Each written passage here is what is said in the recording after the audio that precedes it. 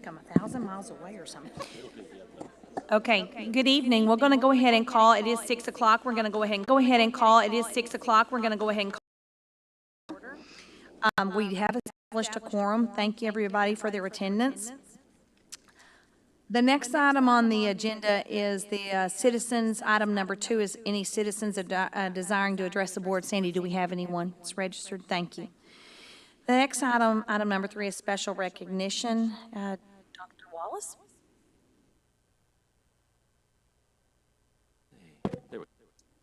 With your permission, actually, I would like to combine special recognitions with my report because they kind of overlap this evening, so I don't think you'll mind me putting those together.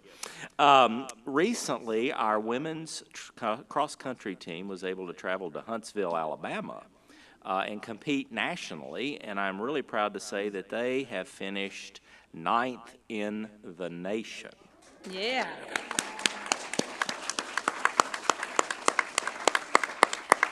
So I'm going to individually embarrass them by asking them to stand as I call their name. Angelica Abraham, Maria Burgos, Ashlyn Clem, Caitlin Clem, yes, they're twins, just in case you think you see double. Evelyn Flores, Merari Frega, is she here? Good.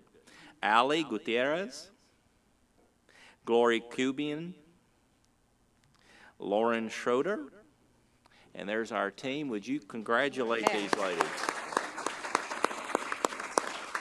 And Coach Sean, if you would stand and let us say how much we appreciate the work you're doing with our cross-country teams. Thank you, sir.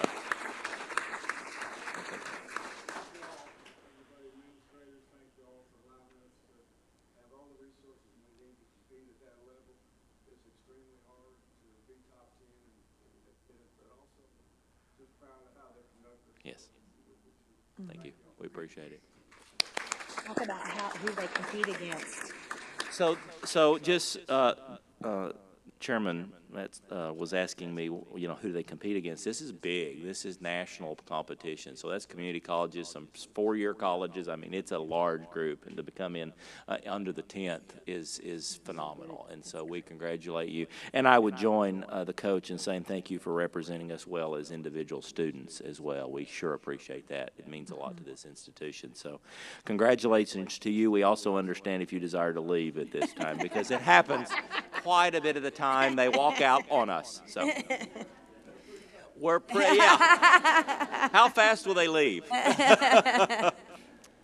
On that note, our equine team this last weekend also took, in both shows, I believe, or both days, I should say, the reserve team place in the recent Amarillo Days. So congratulations to our equine team again.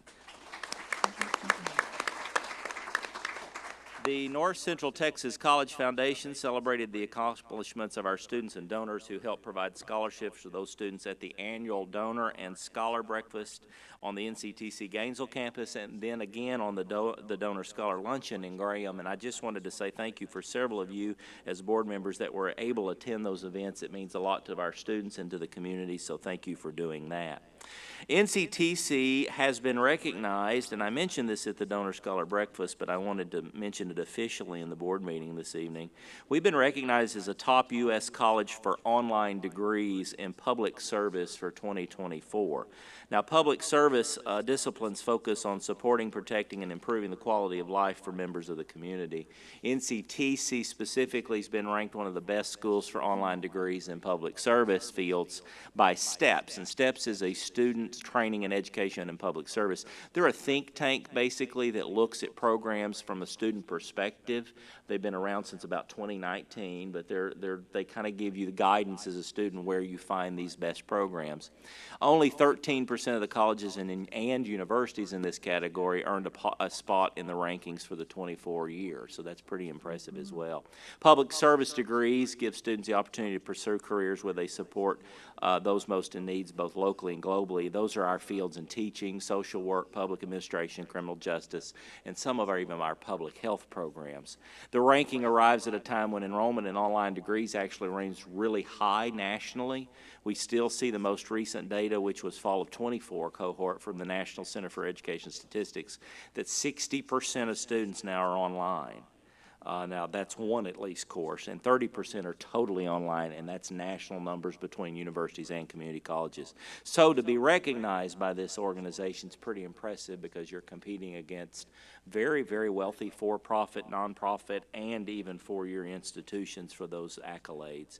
Key points of the number of programs you have, the tuition amount per year, the available academic counseling and support services wrapped around that were also part of why we received that. They vetted over 6,000 post-secondary colleges, and we ranked top 13%. So would you please join me in congratulating our staff and faculty in that area. So College Academic Support Programs, called CASP, has named North Central Texas College English Department with the Best Program of the Year award for 23. I don't know if I'd mentioned that quite yet, so I wanted to focus on that.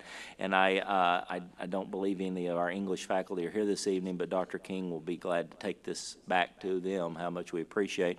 That award is a testament to the department's remarkable achievements in the field of developmental education and its outstanding contribution to the academic community. If you remember in the fall of 18, they presented our English department to the board that first-year composition program with groundbreaking textbook project, if you remember, and you were very inclined to fund that, and you're very much excited about that. That's part of this award, is the work done on reducing price, and the division had a 10% improvement in face-to-face student success outcomes and a 16% improvement in online student success. That really speaks well, and so they were awarded that, the English department, at the this conference in October, and I just don't think I mentioned that in the October board meeting, so I wanted to make sure we said thank you to our English department. So give them a round of applause. We are doing great things. NCTC was just awarded and received the 2023 recognition of Scaling Excellence, what's called the Rose Award, from the Texas Pathway Institute. The Texas Pathway Institute is nationally recognized now. Funders include Bill and Melinda Gates, Trellis, Lumina, and some large funders that really find that. And we're really starting to see a national presence of the conversation of what Texas is doing to keep students from losing credit. That's what Pathways means. You identify early on as a student what your track is going to be. So if you know you're going to UNT and you want to major in business, these are the courses you take and you're not wasting any. If you want to be a CTE program, this is your path for ADN or for all those. And so we received that award, and it basically is saying that we support our students by reaching their end goals of good careers, that we're actively engaging in education and workforce partners, and expanding comprehensive student support. Anybody that has been a part of the Pathways, and it's going to be a lot of you in the room, but if you've been involved in Pathways, would you please stand and let us recognize you this evening? Yes, that all those deans back there that like the back row need to stand and let us recognize you. Dr. King, Melinda, everybody, yeah.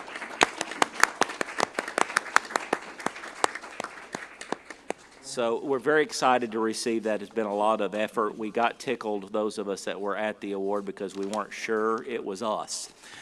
Because they got our logo mixed up with Northeast Community College and announced it as North Central, and they've been apologizing ever since.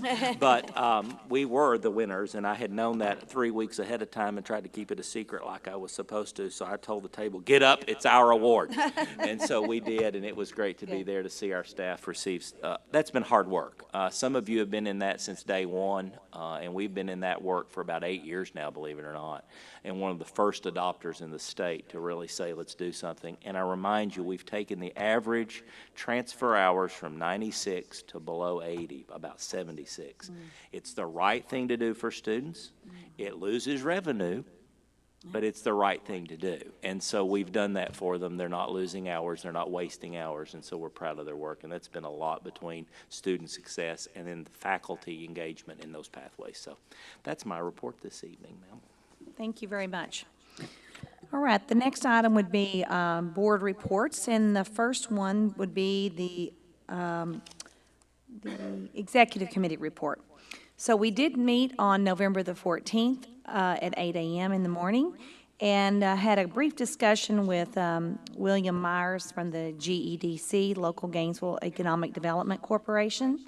We discussed met the new baseball coach and had some great dialogue about students, dorm space, et cetera. We reviewed the board agenda for tonight, and Dr. Wallace presented some TC3 organization information that will also be presented tonight. And then we talked about technology and the new use of board book. Then we had a list of dates that we'll be discussing in the meeting tonight of future things that the board would want to be involved in. All right. So how about the finance report, Christy? Yes, the Finance Committee met on November 14th at 8:30. Dr. Miller presented us a list of broker-dealers that have met the statutory requirements for handling college investments. The list will be added to our investment policy and updated annually as a formal policy review. Dr. Baugh presented more information regarding tax abatements requests may come from the Gainesville Economic Development Corporation, and it was just an opportunity for us as a committee to revisit those guidelines. We discussed the October financials, which you'll see in a few minutes, had some updates from Dr. Wallace, and then we adjourned. All right, thank you for that report. The building and technology. Yes. So those vendors that are approved for the college, are those also the same vendors that are approved for our foundation, or are those different? That I do not know. In this, They could be different. Right.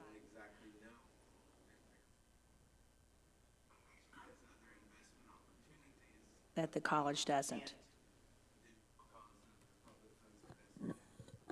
And there are two different standards. There's for what we can contract with as a independent political subdivision versus the foundation's role under their 5013C. list came thank you. about. Yes. Yeah. the list came about out of some audit findings that we needed to have an official list. Okay, So that's why it's there. thank you. How about the building and technology? We did. We met on November the 7th at 7:30 a.m. We reviewed the project costs and schedule for the Medal of Honor Museum. Everything's still scheduled for a July 1st, 2024 opening. Also, just, I guess there were some questions from the community on what the college was, what part of the bill the college was footing. And again, we just, all the funds are coming from the state and from the city of Gainesville. And we were able to get some items change ordered back into the project since we had gotten some more funding from the state. We had a brief conversation regarding the tax note HVAC replacement project, and all units have been ordered, and we're getting the curb adapters measured this next week, waiting for those units to come in to get them installed. Also discussed the possibility of an esports program in Denton. It's becoming a pretty popular sport amongst college students. They were talking about the Black Box Theater could be converted into a location for pretty minimal costs. Also discussed possibly having a culinary arts program, and what would it take to maybe put that in the 1300 building. We're getting an architect involved to see what the infrastructure would need, what infrastructure would need to be changed and updated in order to have a program like that here in Gainesville. And then we adjourned. Okay. One other thing that's come in recently, or I would also say is part of the Medal of Honor, we are receiving sums from the city. We are receiving a check and monies from the county now. County commissioners has designated some money toward that. And then we also received a donation of an equivalency of about $70,000 from, remind me of the company, Robbie?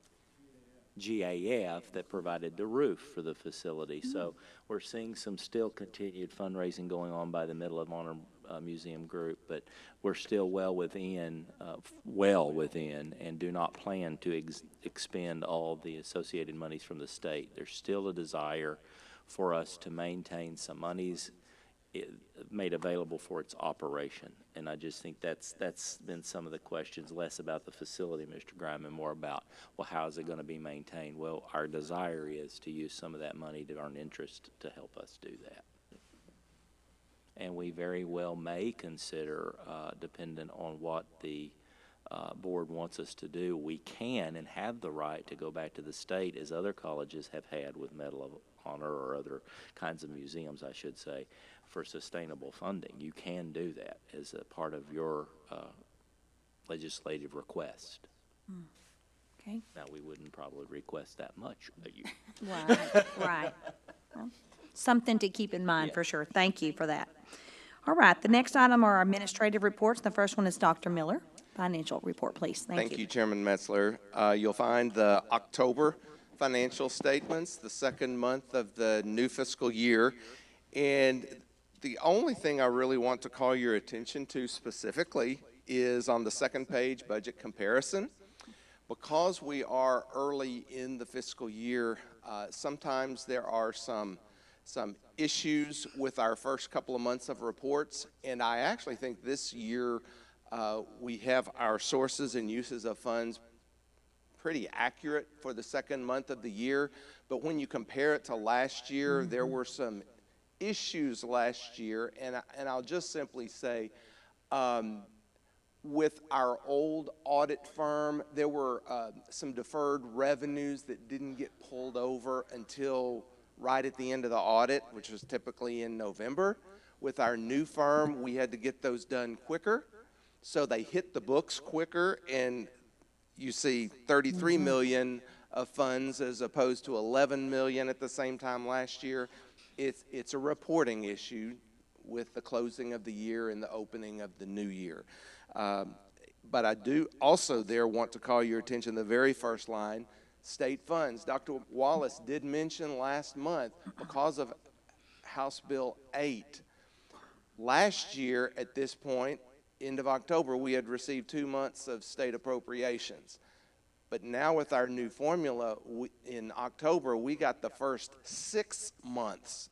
Fully 1/2 of our annual state appropriation came in the month of October. So yes, that is about 3 to 4 million more than where it was last year because of that change in the appropriation, the distribution process from the state. And we're happy to do that and park it in the bank and get 5% interest instead of letting the state hold on to it for the next 4 months. Any other questions? And I don't remember if I notified you, we, as a member of that committee, we've done, what we decided to do was 50% comes in October basically to the colleges. Then you get a 25-25 in your spring semesters.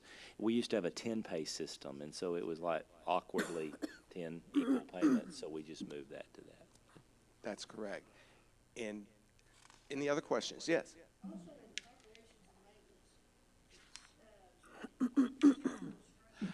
Again, a lot of this is going to be reporting from year to year with the way we close out the year.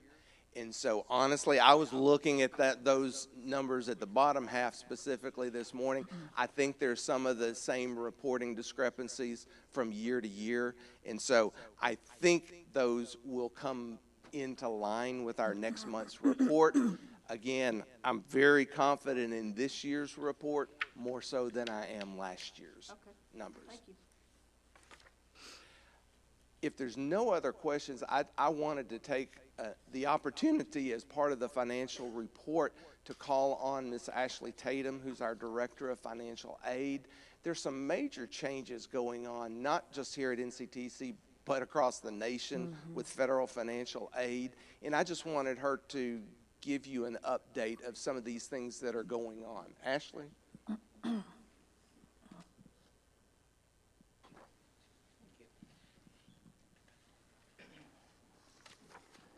So I've been asked to give you updates of everything that's happening in a 2-minute synopsis. It's not Good luck. happening.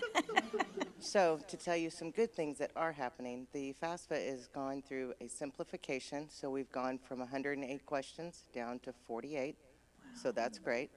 I'll start with the good stuff, and then we'll close with the gloom and doom.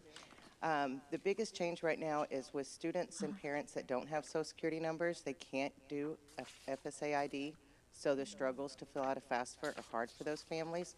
So they do paper applications, and then we help them, and then we sign signature pages. So now, students and parents will be able to get an FSA ID without a Social Security number, and that's huge when we're helping students. So that's a big breakthrough. Another one of the changes is the tax information. Right now, a student or parent has to log in and request from the IRS to retrieve their income. You go through a process, your address has to match, it's got to match your filing status.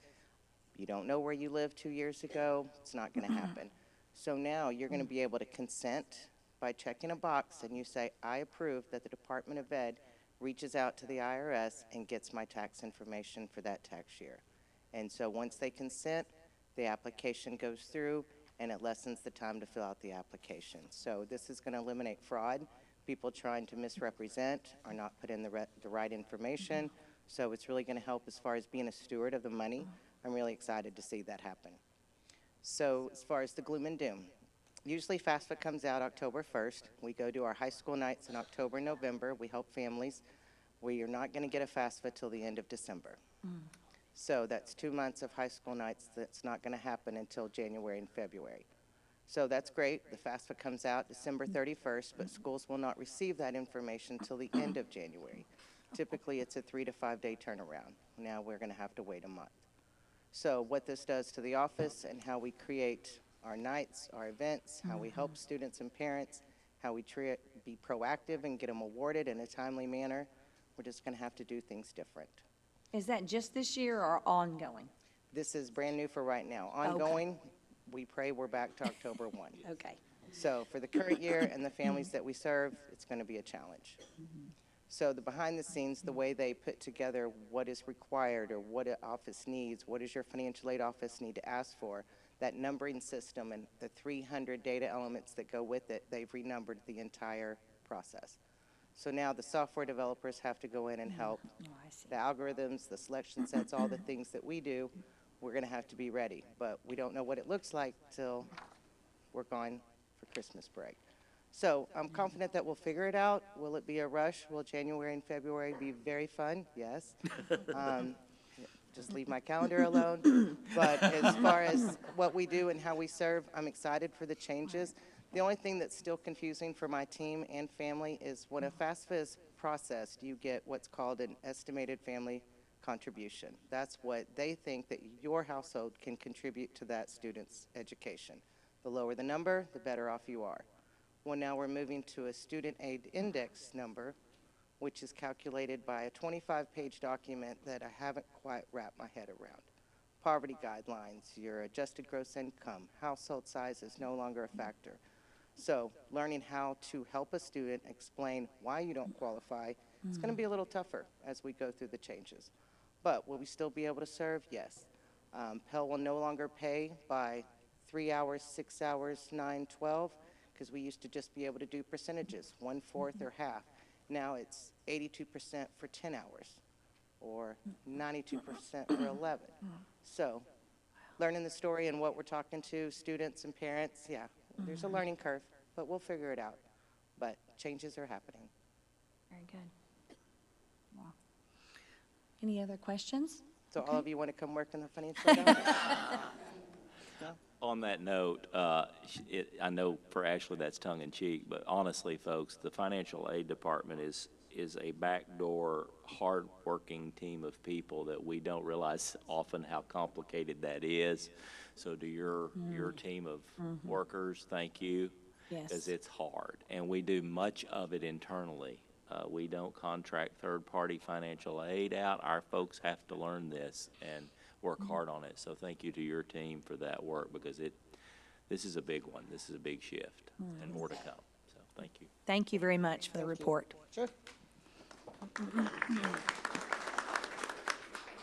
All right, the next item would be the Quality Enhancement Plan. Here she comes. Good evening. Thank you for this opportunity to share about the Quality Enhancement Plan, Aspire to be Hired. You have within your packet the year 2 annual report that has our benchmark data. And so I'm just going to cover some highlights for you tonight. The mission of Aspire to be Hired is really to focus on employability skill development for our students through evidence-based training modules that are embedded into curriculum and support services. We have 3 kind of main areas where we provide students increased marketability and preparedness through building awareness of importance of that impact that those skill sets have in their industry. We also focus on improving their ability to articulate these skill sets. Can they describe and discuss this with an employer? And then we give them the opportunity to apply these professional skills through the knowledge that they're learning in their class. And so the overall premise really is to remove barriers and reduce skills gaps for long-term student success. We look at 3 areas. We call them the AAA: awareness, articulation, and application. And you'll see those in both of our student learning outcomes and our program learning outcomes. We really try to have a holistic approach in this program. We know that students have a life outside of school, and many times there are external factors that impact their success. And so we have the embedded curriculum, I'll talk more about that in a moment, and then also structured support so that we can come alongside the students and support them with what they're learning in the class outside of the classroom. The skill sets, we have 8 skill sets that we focus on in the program: professional communication, problem solving, leadership, teamwork and collaboration, ethical decision-making, emotional intelligence, interpersonal skills and professionalism, and critical thinking. And so as you can see, those skill sets really, there's a lot involved with those skill sets. But what we're seeing is that they really can be transferred to different industries, different topics, different curriculums, different programs. So we're excited for that. We're also able to provide professional development support to those faculty.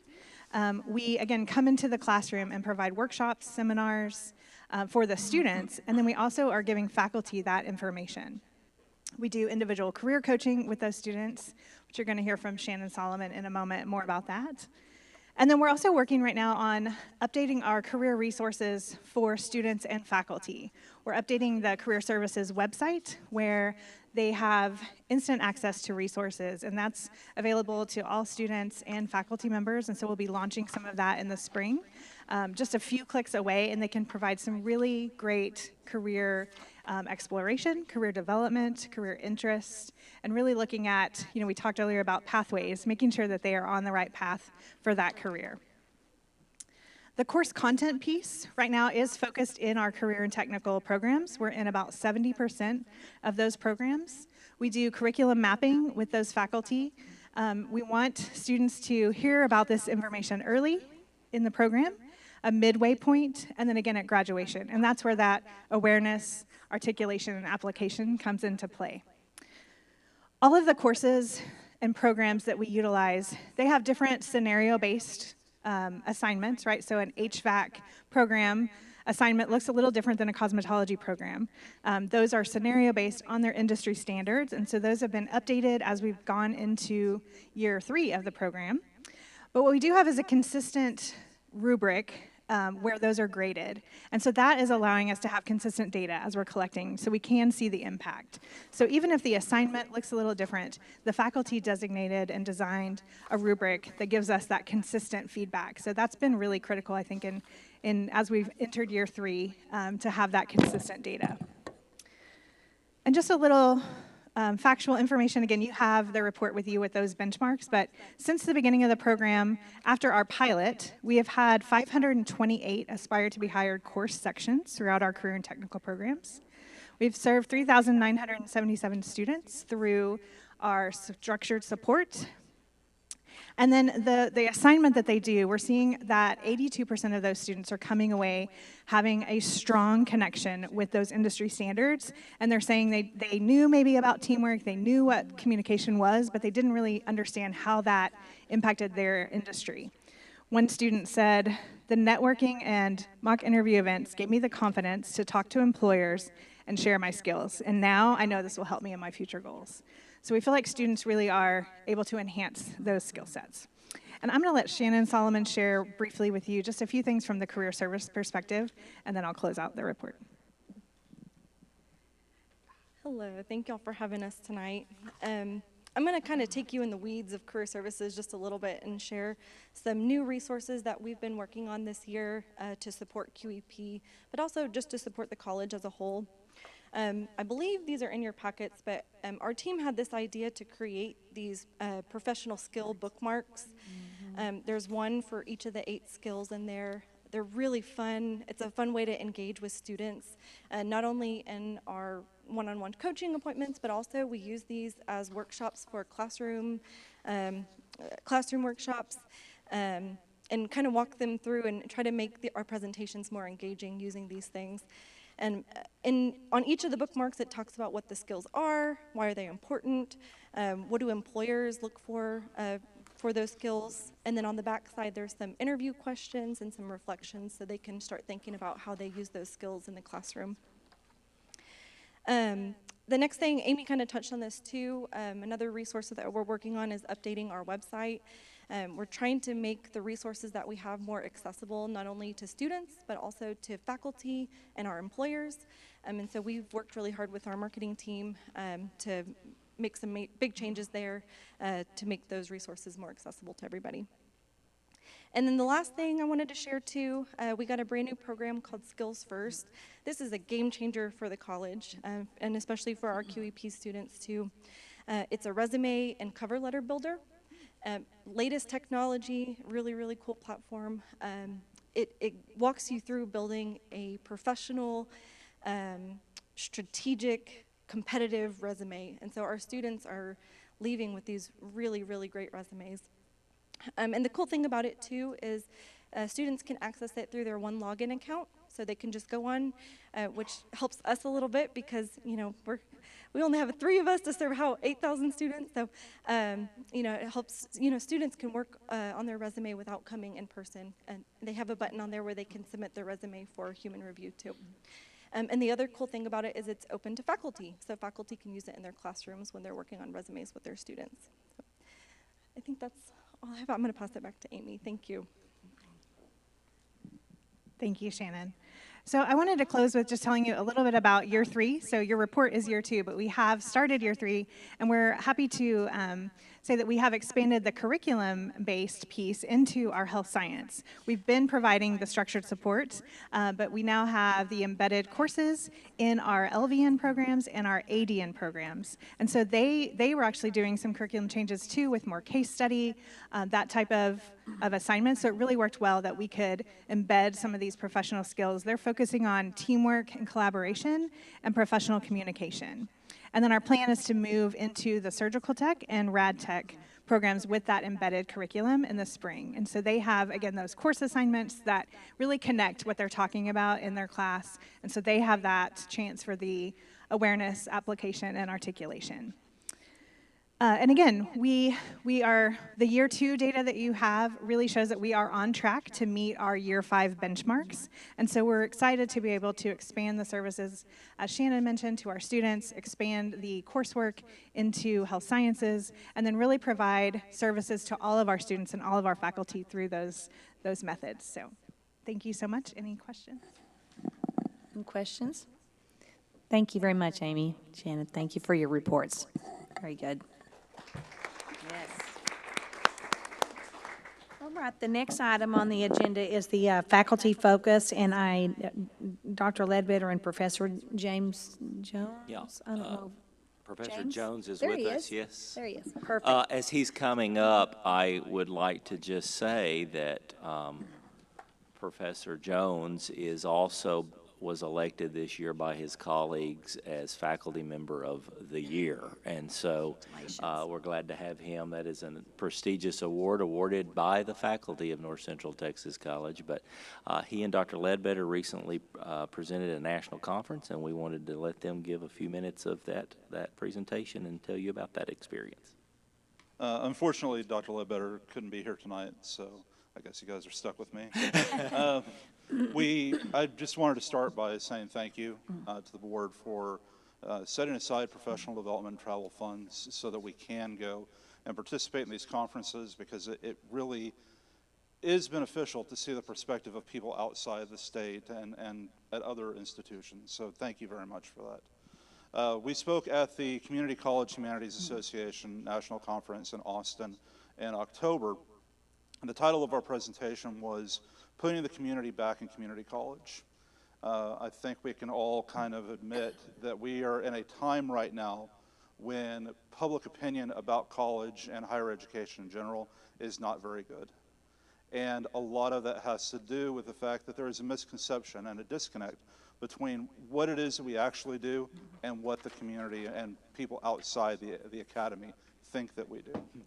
And so the purpose of our presentation was to present strategies to improve that relationship by having members of the faculty go out into the community, either through speakers bureaus and things that have been done traditionally, and bringing members of the community into the college so that they can see what it is that we're doing, either through student showcases where they can come and see students' work, or what I'm very proud to talk about tonight, which is what we call community integrated courses, which are courses specifically designed with the community in mind, from the ground up. It is a partnership between the academic side of things and the continuing education department to provide courses of interest both at an academic level and of general interest to the community. And again, I wanted to say thank you to Charles Adams and Dean Wright and Dr. King and Dr. Wallace and everybody in the continuing education department for making this possible. But in the spring, we will be offering a humanities course that is a community integrated course. It's one that I've taught for many years now. It's called The 8 Loves. It takes a look at the way that the 8 ancient Greek concepts of love are presented in popular culture. And what this will do by having members of the community come in for our students, it will expose them to the experience of people who've been married for 40 or 50 years, who've had children, who've seen those children grow up, so that they can talk about those types of love in ways that our students may not have ever seen or talked about before. But for the community members, they get the opportunity to talk about those things in an academic setting, to learn how to better talk about music, or what it is that they hear when they listen to a piece of music, or what it is that they see on the screen when they watch a movie. So it's an interesting marriage of those two concepts. This is something that we have done before. We did it several years ago when Dr. Ledbetter and I taught a course on the Cold War. They've done it even before I came here. They used to teach a class on the Dust Bowl that did a very similar thing. So hopefully this is a course type that will take off and something that we can build on. We've got several ideas. I mean, people are constantly coming up with new topics and new concepts that we could potentially roll. I know Dr. Wallace is very interested in one on AI, and Dr. Ledbetter and I have already started talking about how we would structure a course and talk about the relationship between AI and the humanities and AI in society. So again, we thank you for your support. We thank you for having a very cooperative and supportive relationship with faculty. Are there any questions, anything that I can address? Okay, I thank you. appreciate it. Thank you very much. Appreciate you being here.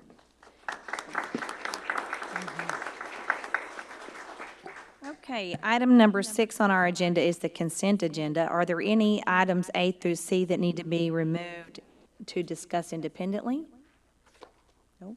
Okay, I would accept a motion to approve the consent agenda items as presented. Made. We have a motion by Mr. Grime, Second. second by Mrs. Bellows. Additional discussion? All those in favor signify by saying aye. Raise your right hand. Aye. Opposed? Motion carried. Thank you. All right, item number 7, the discussion and action items. The first one is the discussion of entering into an interlocal agreement with TC3. Dr. Wallace. So this is just discussion, and I purposely wanted it not to be a consideration item because I don't think we can make this decision this evening. But I wanted to preface what TC3 really is about and the purpose behind it. So TC3 has been in existence, I would argue, for about 10 years, but it has been formalized in the last 2 or 3 legislative sessions, and here's how that has worked. TC3 stands for the Texas Community College Consortium, and it was originally comprised of 3 East Texas colleges. So it was originally Kilgore, Paris, Angelina, and some of those smaller colleges working together to say we are smaller colleges and it is very difficult for us to negotiate contracts for major programs, for example, our major program like Genzabar, or for a common shared financial aid distribution bank, and those kinds of things. So they started out and they were very, very good, honestly, at working with the legislature and getting separated funding for this. So right now they receive a separate line item from the basic appropriations to support this. But if you remember my report on House Bill 8, we focus on this notion that shared services are coming up, and that there's going to be more and more funding for shared services. And we have been asked, and I was asked by the presidents of those now 9 other colleges, there are 9 in the organization now, to join TC3. Now, argumentatively, we will be the largest member of that group. But I've had Denise, I've had Dr. Miller, just minimally those 2 look at what that would do for us from an IT perspective, from a purchasing power perspective, and from what we know we're going to be faced with in financial aid and with the business side of the house, and that is that Herring Bank is going to cease and desist from being a credit card vendor for financial aid, so we have to choose a new vendor. Already, if we were members of TC3, that alone would save us probably around $30,000 a year just from membership for that one agreement on Dr. Miller's side of the house on the financial. We were very concerned, Denise and I, about a few things that we were able to answer. One of those was shared data. One of the concerns she and I had where we don't want other colleges having access to our student information. And when this first started out, it seemed to be that kind of a negotiation piece. That is not the case anymore. And we were worried about autonomy because at the end of the day, we don't like being told what to do on our own organization. That's the role of our own board and our own administrative input on those things. That is not the case either. So what has now come to fruition is it's really just about improving and embracing change and outcomes, working together to make sure that we're not all doing the same things with our contract. So all these colleges are J1, Genzabar colleges, all of them. So we'd be able to share the expense associated with everything we need to do as programs, or every little change to programming, or right now as we're entering into new CBM reporting and how we report with the state, we would work together on creating those reports rather than each of us paying our own individual fees associated with writing those. So there's a lot to be said now about joining that. And so we've been asked, so this is our first just notifying you. I will be working with an if you don't have any concerns you want me to bring back or whatever further information you'd like me to bring back is the purpose of this evening. We would vote on this probably in January then if you wanted to join, because what it becomes is an interlocal agreement between that organization and ourselves. That has been reviewed by legal. There's no legal significant issues in that agreement. It just basically says we're going to work together to negotiate contracts and to negotiate. But I can see this moving into even shared instructional spaces. So in other words, if you are a Canvas course, our Canvas, can we drive the price of that contract down each year for each of us, because there would be 10 of us negotiating Canvas? Would we find that there's an HR program down the road that is more qualified for all of us? It gets at this notion of driving price down without taking the autonomy away from each individual college. Yes, ma'am. What are the lengths of time of which other community colleges have been in this? So we have some that have been in there as long as 8 years, I would say, and some that have been in there as long as like 6 to 8 months. So you have a different variety. The longest. What's their review on it? Thus far, positive. I'm still seeking input from their executive branch, so to speak. I've talked to one of the presidents recently that said, you know, I think it's a great idea, Their nuance is that their college hasn't quite shifted over in full to their program. So, for example, and our faculty may die, they told me they have 7 different software packages they're using for scheduling classes. That's frightening. But that's their decision. They haven't utilized the product as it's full. But thus far, what I've heard, and this has been my one concern, Dr. Bellows, honestly, is my concern is we will be the big player, and as a result, we'll still be doing all the work, and the smaller colleges will get the benefit of it. And that's why I don't bring to you a full proposal yet. I want to get more information on what that means for us. Because we've spent a lot of money already with making the programs we need, writing the programming to make sure they align. I don't want to be doing that and continuing to do that, and everyone else gets it free gratis, and we're not benefiting from the relationship on the other end.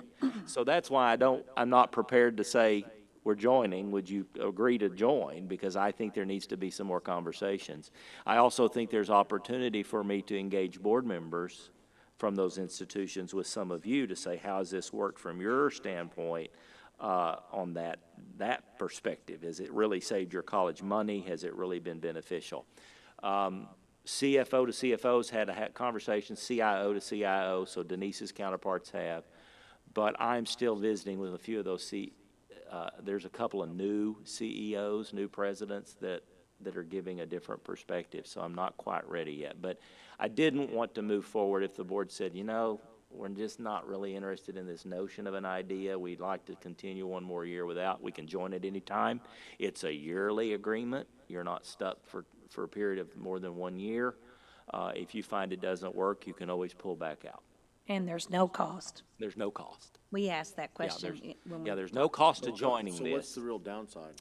The downside would only be that we could feel that we are taken advantage of because we're the largest of those contracts. Is We're it the extra biggest. work we would have to be doing? Or is No, we it would do just be anyway? a matter of the work we've done might have accessibility to others, which is not the worst thing in the world. If we can help a smaller institution, we're not at all opposed to that. But we don't want to be the one you don't want to get to the point where they look at you and go, well, if we wait long enough, NCTC will carry the financial burden. You see, I don't want to be there either. But it's already going to save us $30,000 On that one product, that's true. Yeah. So, Yeah. okay, I mean, if we were going to do it anyway and we're saving money, I don't see the downside. I agree. And I think there'll be more funding. So right now, they receive almost $2 million from the state to operate this. So that's why it doesn't cost us. So the state has but a this- separate line item. Right, but the state is also encouraging Yes, this, so there so could be there will be additional more. funds that we would get. So, for example, there's one person that directs this. They are their director, but none of the colleges pay that. It comes out of those state appropriations to pay that individual to work with colleges. And Denise, you've known him probably, oh my word, 30 years? He's been in it a long time? And you've known him? Right. So, I mean, they're not strangers to any of the colleges. They're longtime college folks that have stepped into that role. But they're looking at hiring additional programmers that would be paid by state funds that would help all of us. Yep. So that's why I think it's going to work well. I just wanted to preface it before the And holidays. it's only a 1-year commitment? Yeah. Okay, all right. Are there any other alternatives to this one? I mean, No. No, okay. Because you've got colleges, I mean, there's a growing population, but you have colleges that are in Banner still, you have colleges that are still in Colleague, you have colleges that are in things a work a But if we're day, doing a work bunch of day. work, though, we ought to be able to leverage the We can. resources of the state that would only Sure. help us out too. If I'm understanding it right. And I'll be blunt with you, part of my concern is this, there is a movement to consider a statewide program that makes me nervous, because it costs, because the statewide program is being looked at by literally the coordinating board and others as maybe a product would mean all of our product we have currently would be thrown out if they said we want a statewide model. And that program cost Dallas $80 million first year to put in. There's no way that these colleges can begin to afford a product at that level. So part of me says if we would all come together, those of us that are J1, we have a powerful negotiation tool to where we say, okay, if somebody wants to go workday, that's fine, but we're already set with an agreement that's saving taxpayer dollars and saving that. Agree. So I will move forward with more information to come. Thank you. All right, the next item is for consideration are the dates for the board activities. These are listed here, I guess there are 7 of these. In order to make sure that we get these on the calendar, do we need to read each one of these? No. Okay. But I don't, we want to give you these, and then probably one of the most important ones is the very last one, to try to set a date for our board retreat. We really need to get our speaker or our facilitator on their calendar. We have someone in mind, and we kind of miss that fall opportunity to have that person here. So it would be extremely helpful if you, I know I'm going to plan to be at the December the 11th through the 13th in Austin at the Higher Education Conference. I know Dr. Wallace is going to that as a speaker, correct? And then you can see the Denton County open house, the graduation, of course. That, by the way, December the 15th is at I'm 1. sorry, that's my mistake. It's a Okay, 1 1 o'clock o'clock ceremony and and a 6. 6 So I o'clock, might wanna correct, make Melinda? that Is that correct? 1 and 6. 1 and 6, I okay. had 2 in my head, I'm sorry. So, and then the legislative summit in DC, and then, That one has a little tighter time frame for pre-registration and a Right. good purchase. So if you are interested in that, we do need to let Sandy know pretty quickly on that one.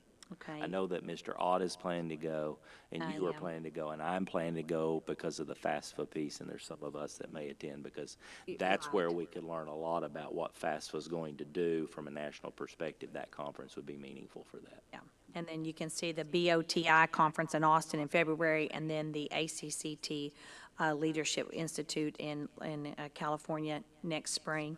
But if we ever, can we go ahead and try to set the date for the board retreat? Certainly can. Can you look at your calendar for that? Okay.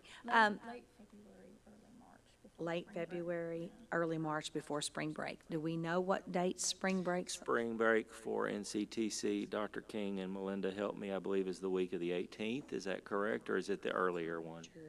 We will pull that out. Is the second, I think it's the 11th through the 15th, correct? 11 through 16. So we could do. NCTC spring Yes, break. and we Okay. mirror, the ISDs mirror with us, try to. We work together Yeah. on that. Okay. So the week of the 4th is the week before.